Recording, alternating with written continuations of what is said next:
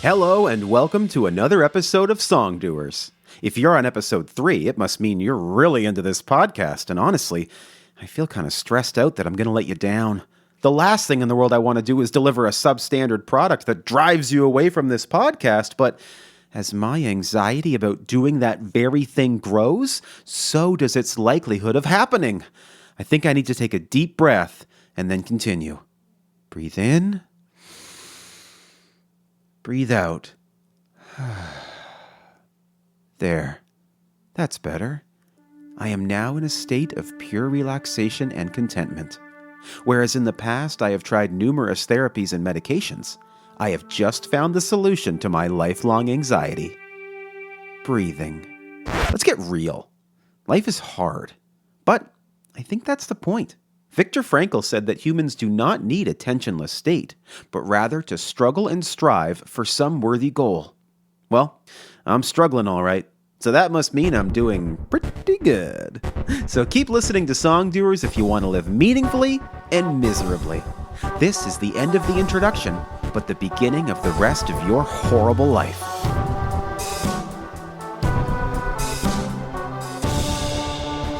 Episode 3.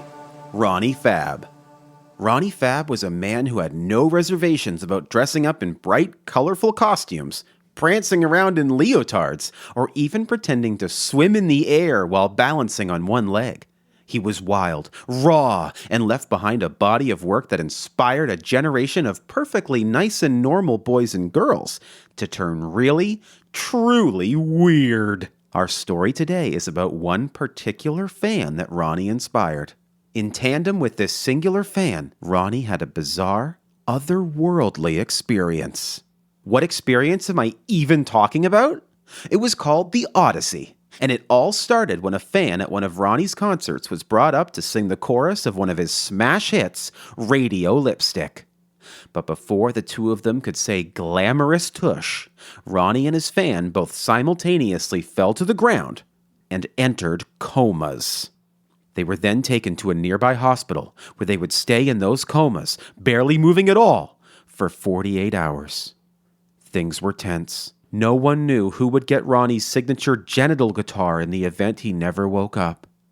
Then they awakened. At the same time, each describing having been on an odyssey. With the other one. On an odyssey? Together? Could it have happened? Maybe. They were each interviewed separately before they had a chance to speak to each other, and their details lined up perfectly. They both spoke of a dragon, a horse, a castle, and a knight. Both their journeys began in Central Park and ended up on another planet.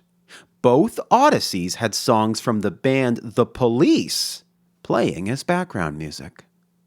Their unbelievable odyssey was made into a book called Ronnie and His Fans' Synchronized Coma Experience, and then a movie called Rock and Roll Odyssey, which was a much better title, but they made up a bunch of stuff about a moat and a sword that never even happened.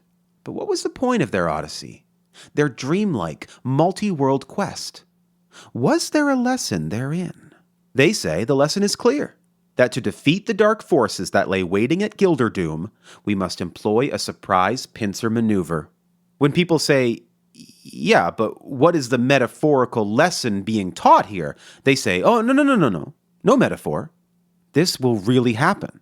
And that's where the debate currently stands. With some people believing there actually is a planet called Grail, and on it a castle called Gilderdoom with troops and dragons and all the things described by Ronnie and that fan of his. And some believing it's a metaphor for how to live one's life. Me? Well, I just like the music, man. Listen now to one of Ronnie's starry songs, I Believe You Believe. You're a cold cat with a hot lover who can't entertain the unworldly. Meanwhile, your children are your superiors. On the streets, hurried people running away from their offspring. It's clear they see them as their inferiors. If you look down on or smarter than you, think your headmastership outshines their ideals. You made the future obsolete.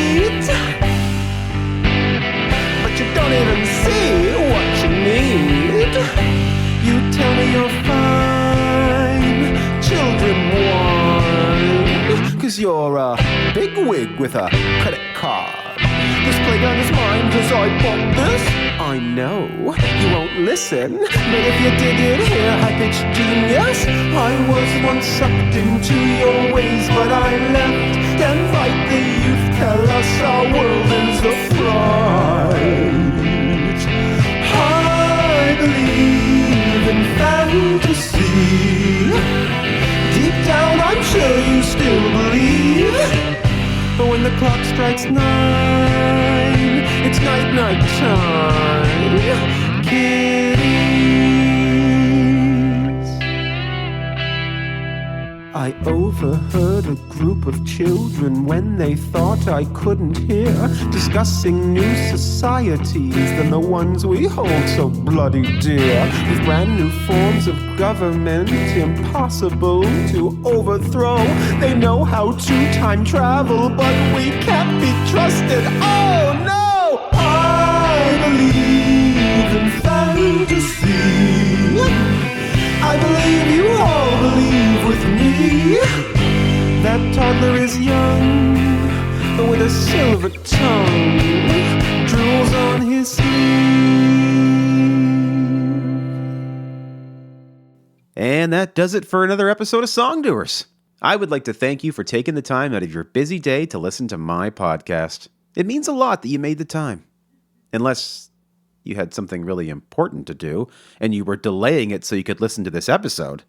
Like, if you're a missing persons investigator and you're on the clock, you should not be putting off your job to listen to this podcast. Or if you're a barista on the clock and people are waiting for their drinks, you should not be listening to this podcast at all. You should be making sure you have nothing else of importance to do before you listen to this podcast, because I do not want my podcast to be responsible for a missing person to remain missing or a coffee to not be delivered in a timely manner.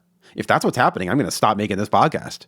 Please email me immediately at songdoers@gmail.com and reassure me that you did not have something more important to do when you listened to this episode. Ease my troubled mind and tortured soul. Okay, that's it for this week. Please rate and subscribe. Over.